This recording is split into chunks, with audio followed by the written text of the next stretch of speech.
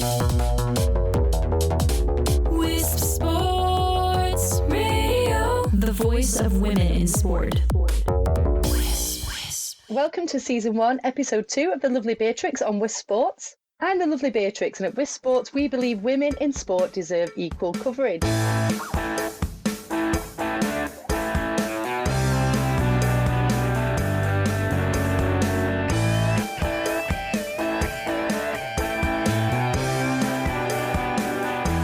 My guest today is Kid, skater, coach and all-round roller derby enthusiast from Tiger Bay Brawlers roller derby based in Cardiff, Wales. Kid is also a former London Brawling player and a former Team England roller derby player. Today we're going to be talking about how teams prep for tournaments, not just the physical side, but also the mental conditioning required to succeed in a tournament bubble. So Kid, welcome to the Lovely Biertrix podcast. Thank you so much for agreeing to come on and chat with me. Hello, the Lovely Biertrix. It's lovely to be here. Thank you very much for asking me.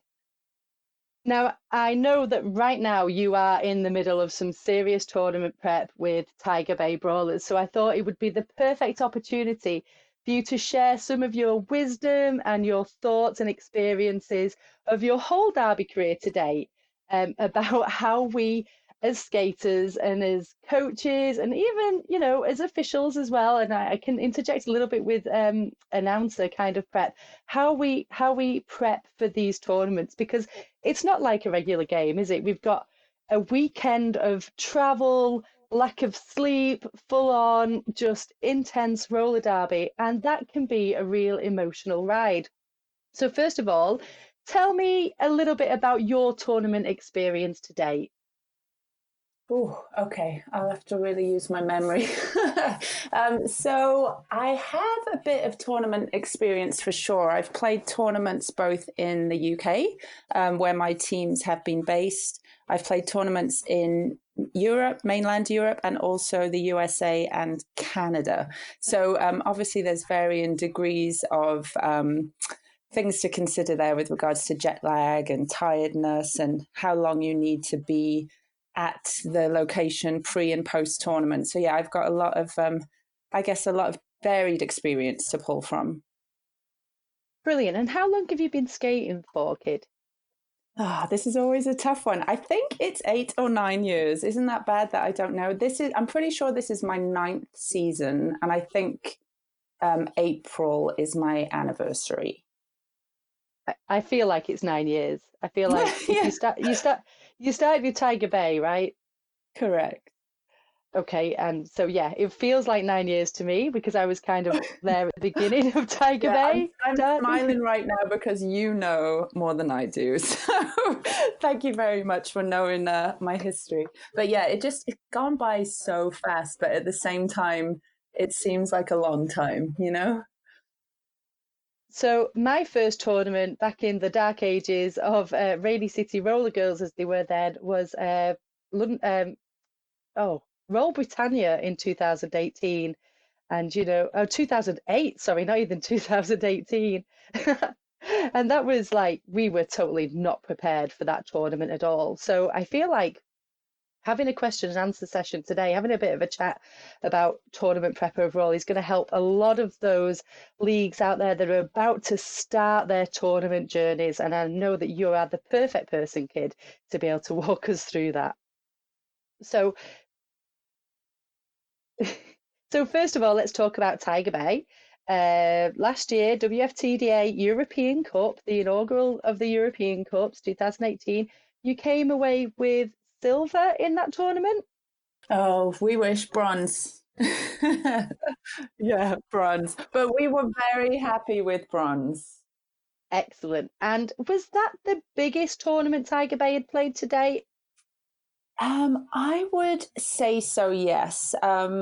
It was a WFTDA tournament, of course, so it was part of their playoff season. So for us, yeah, it was huge because we'd never played, in that kind of playoff season before. And with it being the first Continental Cup in Europe, it was a big deal for us. So yeah, I would definitely say it felt like there was the biggest amount of pressure and excitement around that tournament for sure.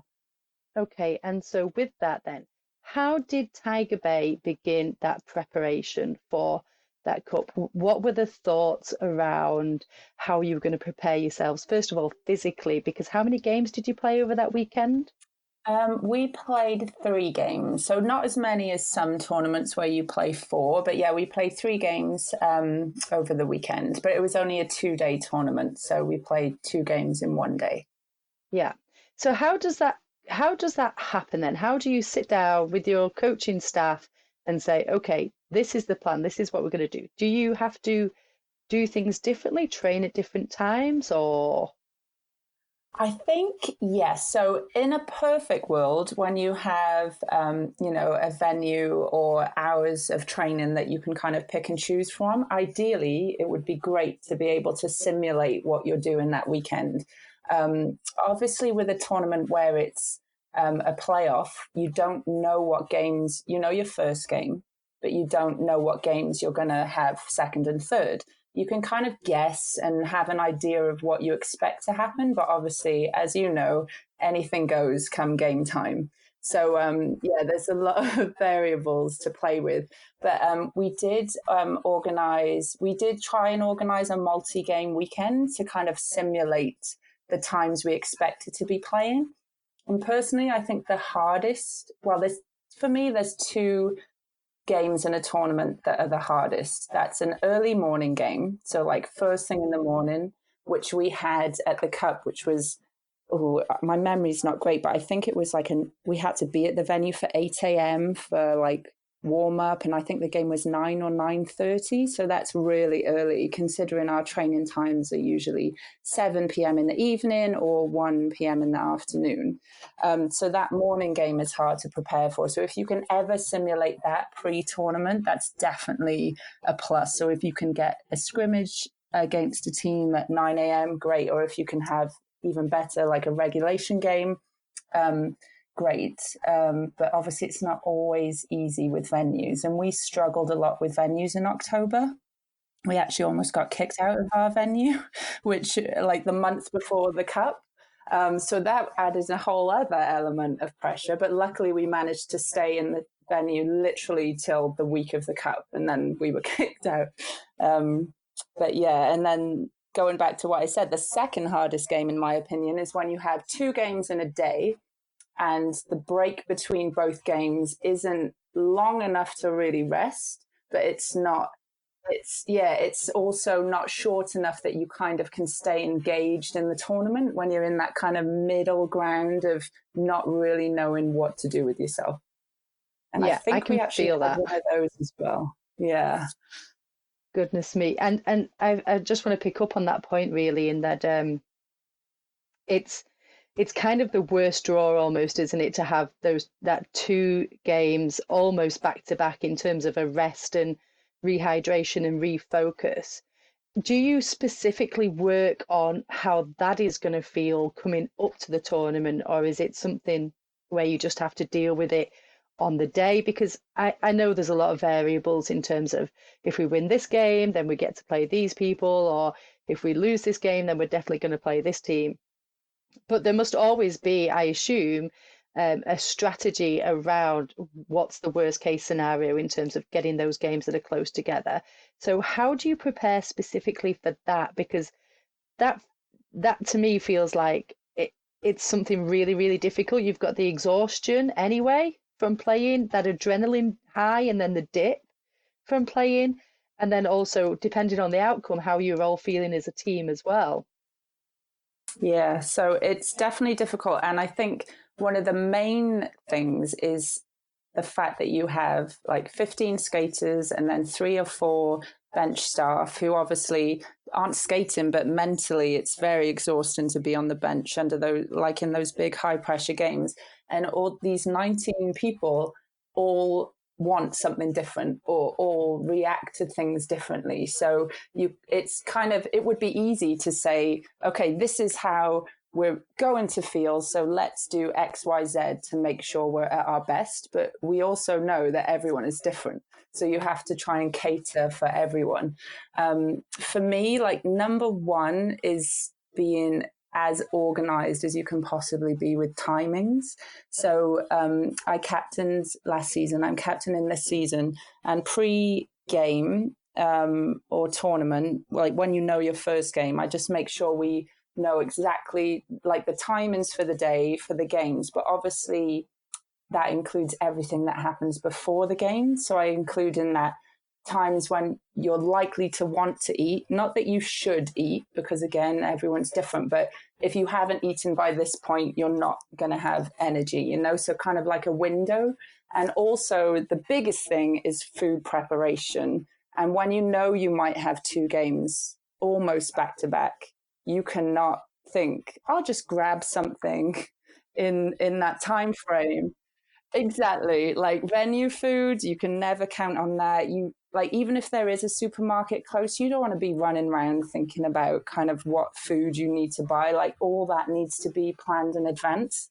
And I think sometimes that's a bit overwhelming for people, or you can almost think, oh, like sometimes I feel like I'm just, you know, like a mum, like, oh, you should be eating then and you should be doing this. And like, I see like the eye rolls and it's all in jokes. Like we all have a laugh with it, but I don't think until you're in that moment in time, you realize how important it is to have all those things planned. So I think I just try and make sure everyone is aware of exactly what needs to be done and by when. So my spreadsheet game is off the charts. I was just about to say, do you have a spreadsheet for all of this kind of thing? Because I feel do I feel like that's a way that you can keep track of everything and everybody, and as you say, kind of remove some of that daunting feeling, I guess, about all the things, because this tournament's happening whether you like it or not, whether you're prepared or not, yeah? So you're almost running a parallel tournament where it's about the food, the sleep, the rest, the logistics. How do you manage a whole team, and as a captain, how do you keep everybody kind of together and in that same mindset when you have our own lives going on, you've got games happening, you've got results happening that are going to affect you, you know, and then you've got the additional, have you hydrated, have you eaten, how are you feeling? How do you feel like you manage that as a captain? What makes you a good manager of teammates in a tournament? So I think manager is a good word. And I also, for like captaining a derby team specifically, use the word, like I've said before, you know, tongue in cheek, like a captain is a glorified admin assistant because there's just so much admin to do. I mean, we all know that's not true. It's a lot more than that, but you have to be organized and you have to be like, my number one goal when captaining a team in general, but especially when coming up to games or tournaments, is I really take on the responsibility of making sure that everyone knows every single bit of information that they need to know, that I'm not kind of retaining anything for myself, kind of like I'll do it on the day, or they don't need to know that until the day. Like I make sure as soon as any information we have available to us about the tournament is provided to us, that it's immediately on that like tournament spreadsheet. So we'll have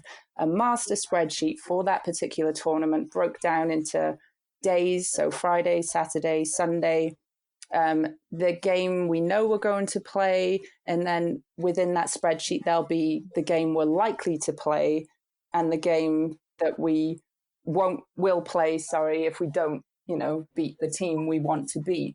And that timings are all in there provisionally. And then over the weekend, as we move along, the spreadsheet is constantly updated.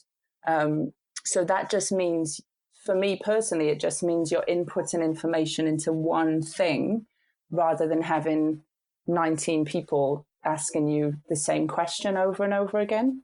So that you're not having 19. Yeah, exactly. So that helps with my kind of, to take the pressure off me, I guess. So we always had like a saying at Brawling, where we used to say, like, I think it came from Jukebox maybe, or Kitty, if someone would ask a question, like the go-to answer is, it's in the spreadsheet. And like, that's all you're getting, because the second you start answering one person about like, what time is this or what time is that, like it just snowballs. So like making sure everyone's on board with the spreadsheet as well is a big deal, because not everyone, funnily enough, not everyone loves spreadsheets as much as me. So I need to make sure that everyone's like okay with it. They know how to download it onto their phone. They know how to check it, just so that, again, the pressure's off, not just myself, but also like the whole leadership team. And that it's not, the logistics side needs to happen before as much as it can, you know, and then on the weekend, it's just a case of everyone checking Yeah, in. I completely understand that. And I can't believe that anybody doesn't love a spreadsheet, to be honest, Kid, because I think roller derby is mostly about skating and spreadsheets in my experience. So There's a t-shirt for you right there. Unless Rainey have already made one. You do have the best merch, so. And if you haven't, Tiger Bay are now going to steal it. Great. You've got my blessing. So when we're thinking about tournaments, and you've kind of touched on it with USA and Canada and UK and Europe travel, how do teams combat travel tiredness? Like I came to Birmingham for the Continental Cup, and I was absolutely shattered, and it was only 2 hours down the road. But obviously I still had to perform at that tournament as an announcer. So as a skater in a tournament, how do you combat travel tiredness?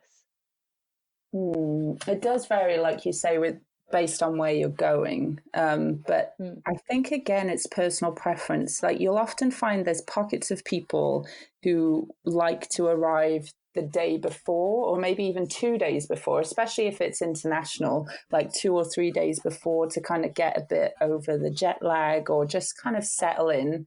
But then there are some skaters who are able to just turn up on the day of a tournament and still, you know, to their knowledge, they feel great and they're able to do that. So it's providing options for people. I always, like, my go-to line is, like, I would prefer us to all arrive on this day, but obviously with work commitments and family commitments, that's not always possible for everyone. So I have like a preferential day that I advise, but then people, you know, just kind of need to work to their own home schedule as much as they need to. But yeah, jet lag's a tricky one for sure. Luckily, it's not as bad. Yeah, going west, it's coming back home that's usually the worst. So I think once you've done that a couple of times, you kind of get used to it. I do find having one night and a day somewhere before you play is huge for me. And I know there's like been studies into your first night in like a new place or a new bed is always unbroken. So it's always advised to have that one night at least before you then, so one night, a full day, another night, and then the tournament, because you've kind of got settled into where you are. And that definitely helps me for sure. That feels like a luxury, I know, for a lot of people, but I think you're absolutely right in what it can produce in terms of having a rested player. And I definitely feel the same when I'm traveling. Do you feel like there is any benefits, though, to kind of keeping together that team spirit if you can travel as a team together? Do you feel like that's something that leagues should maybe think about and at least try and plan?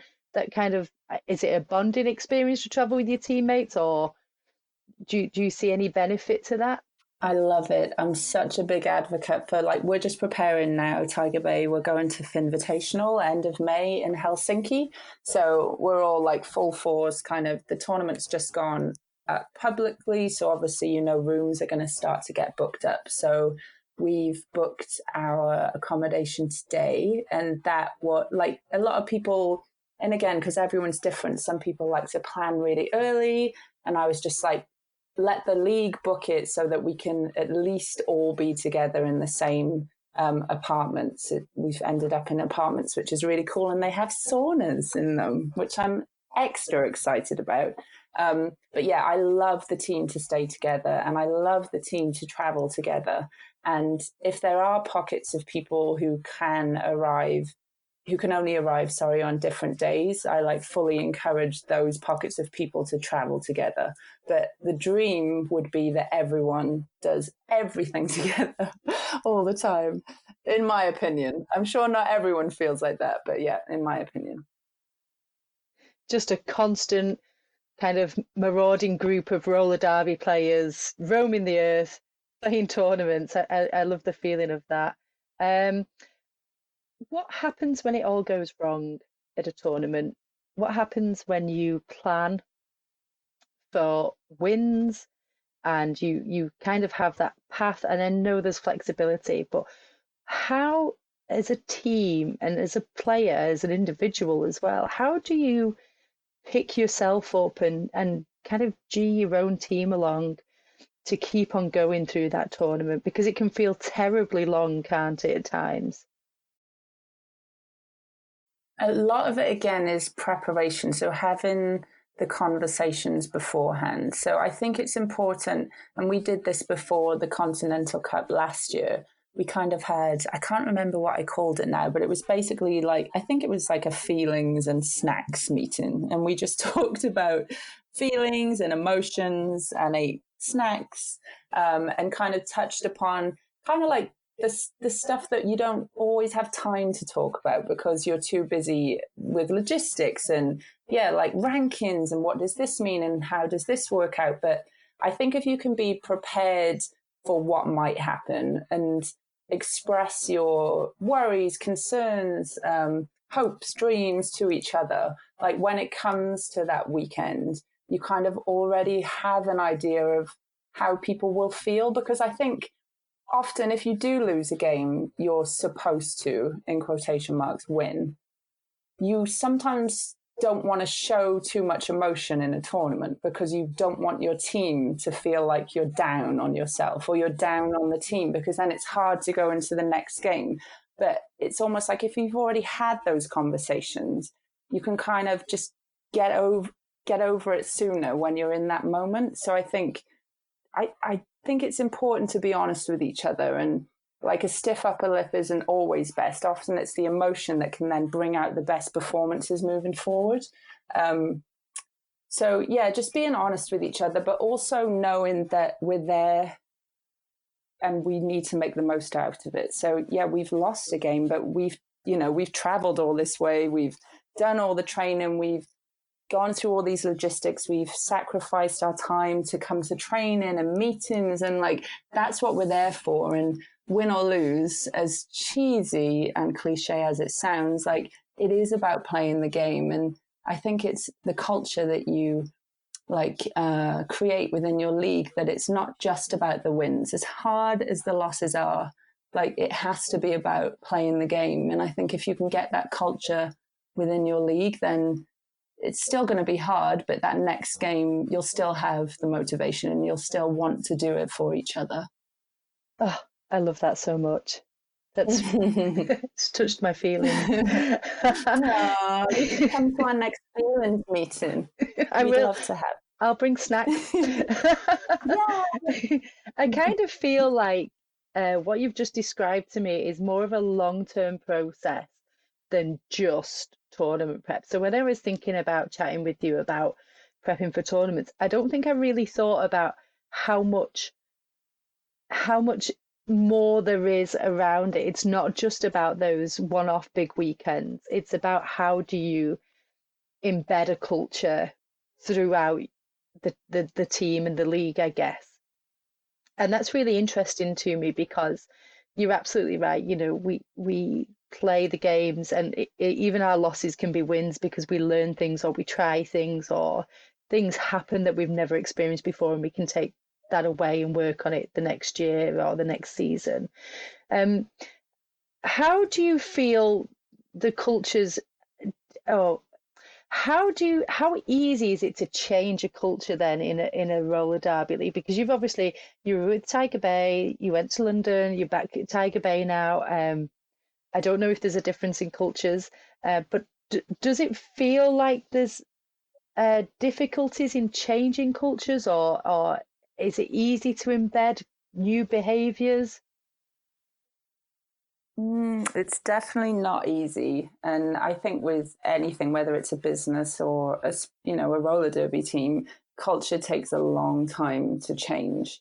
And to think that it can be done quickly, or even if you think you have done it quickly, you probably haven't, because culture is something that takes a long-term kind of process and commitment from everyone. And, it's something that stems down to like, what are your league goals? What is your mission statement? And it runs so much deeper than preparing for one tournament. But I do also think you can start right away. Like, often I think people see like there being red tape to a change in culture, and it almost seems like too much hard work. But often it's just the small things that like can build up to creating the kind of culture that you're striving for.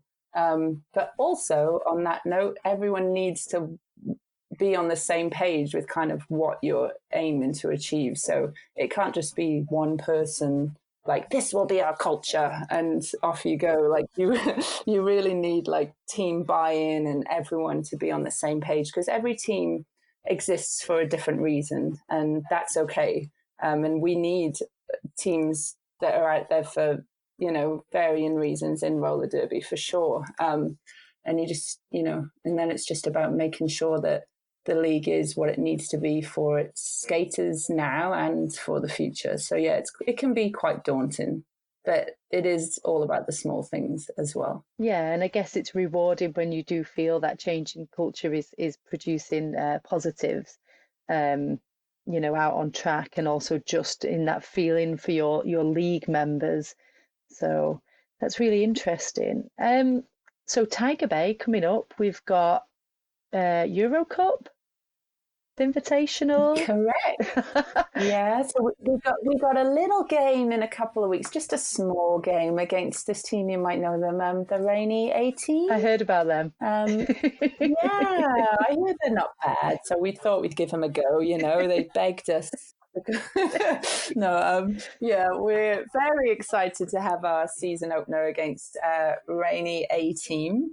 In 2 weeks, right? I think in Cardiff. Yeah, I should know. March 16th. There we go. There's still tickets left.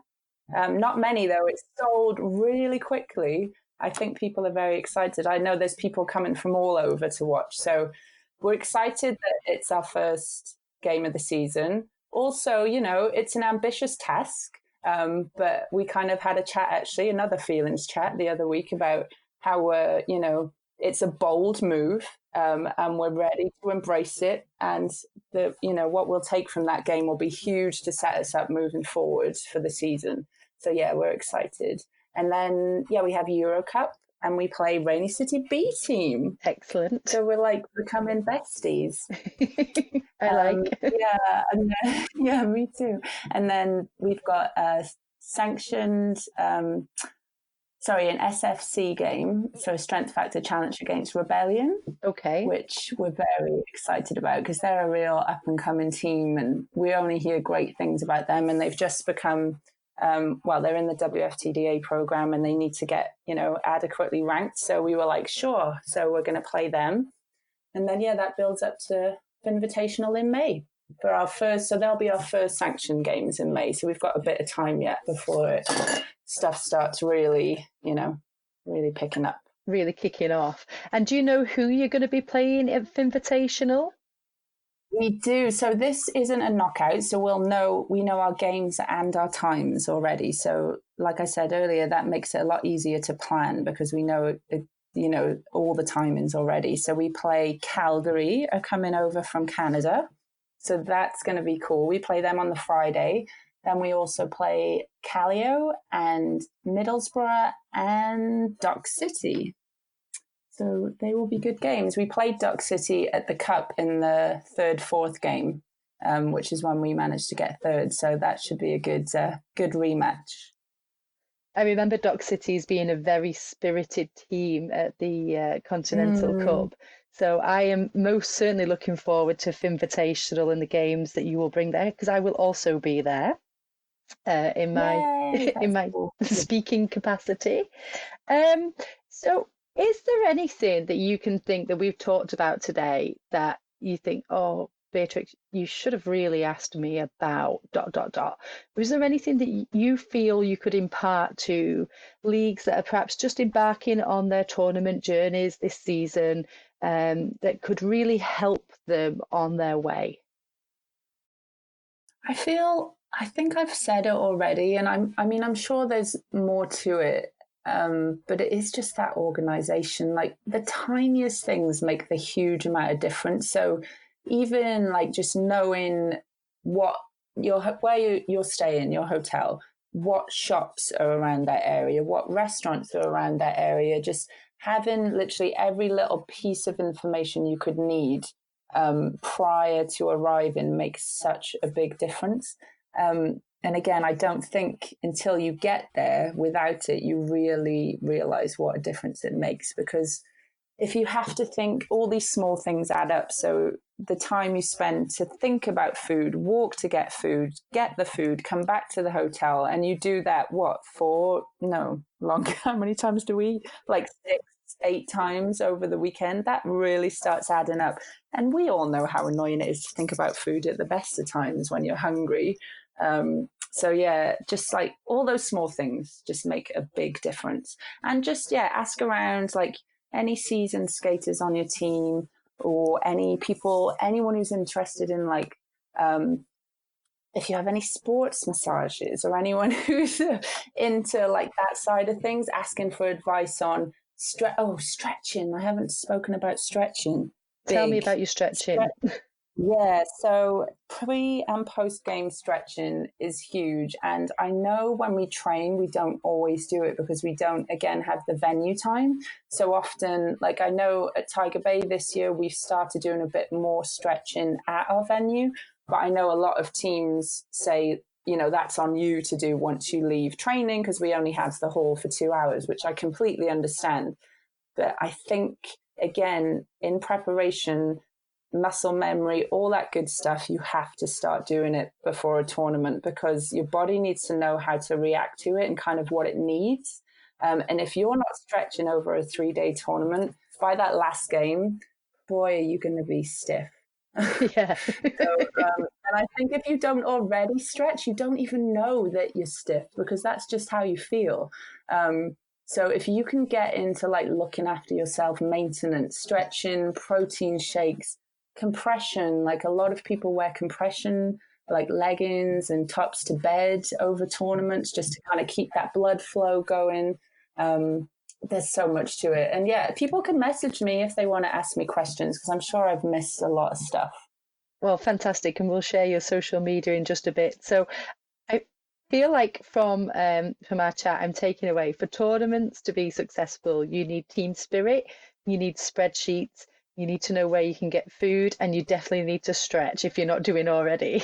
Yeah, that's a great roundup. Thank you. And all I'm thinking is, I'm thinking to myself, you're missing something big here. But I'm not sure what it is right now. But I think that covers it up the most. Yeah, just that preparation is huge. So yeah, and I think again to add to the roundup is that physically preparing by simulating game times is a biggie. So if you know you have an afternoon game and then the next day you have a morning game, try and get that happening like a couple of weeks or a month before, just so you know you've got something to like pull from, you've got experience, kind of what that feels like. Yeah, I'm with you on that. I get that. I have to tell you that 9 a.m. announcing calls at tournaments are struggle city. Yeah. You have to try and be all witty and knowledgeable. Yeah. Well, I don't try for that bit, but yeah. Oh, of course, sorry. So, Kit, where can we find you on social media? How can we follow you and your amazing team's journey this year? Well, you can follow Tiger Bay on Facebook, Tiger Bay Brawlers, and Instagram, which is Tiger Bay Brawler, I believe, without the S. And you can follow me. I am Kid on Facebook, or the tag is Kiddo, so KIDDO 40. And then that's the same on Instagram as well. Fantastic. Be ready for an influx of new followers because I'm sure people are going to want to learn a little bit more about you. Well, thank you so much for coming on and chatting with me today. I really feel like I've learned a lot, and I just kind of wish I had an announcer team to do snacks and feelings meetings with. Maybe that's something I'll instigate. Yeah. You could do some like online, you could do some Skype ones because I'm sure you're all based everywhere. Yeah. Oh, thank you. No, thanks so much for having me. It's always nice to talk to you. Conversations from the world of women's sports. This is Wisp Sports Radio. So I'll be back next month with another amazing episode. In the meanwhile, follow Wisp Sports on Facebook to catch our Facebook live shows face to face, where I'll be sharing more roller derby news and some tips every other week. Be sure to subscribe to Wisp Sports on your podcast player. The show notes for this episode can be found on the Lovely Biertrix show page at wispsports.com. And while you're on the website, you'll find a lot more coverage of women's sports, from podcasts to videos, interviews and blogs covering all sports around the world. Follow us and share your comments on social media at Wisp Sports and at Biertrix. We would love to hear from you if you have any suggestions for guests or would like to tell us what you think of the show. Drop us a line to info@wispsports.com. Until the next time, thank you for listening and supporting women in sport everywhere.